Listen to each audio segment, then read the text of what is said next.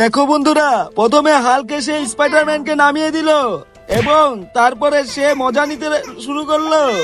কিন্তু স্পাইডারম্যান খুবই বুদ্ধিমান হওয়ায় কিছু না পেলেই চলে গেল। তারপর চলে গেল নতুন একটি বাইকের কাছে, কিন্তু হাল্ক এখানেও চলে এলো, এসে আবারও ওকে নামিয়ে দিল। কিন্তু কিন্তু এবারও সে কিছু বললো না, কিন্তু তার পেছনেই ছিল ভেনম।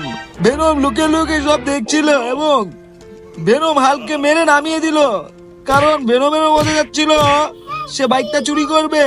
স্পাইডারম্যান সাথে সাথে দেখে তার বাবার কাছে চলে গেল। বাবা বাবা দেখো, হাল্ককে ওরা মেরে ফেলছে। শুনে স্পাইডারম্যানের বাবা এসে মেরে ওকে তক্তা বানিয়ে ফেললো এবং দুজনকে একসাথে করে দিল। একেই বলে বন্ধুত্ব। এবার মনের সুখে হাল্ক এবং স্পাইডারম্যান ঘুরতে বের হলো।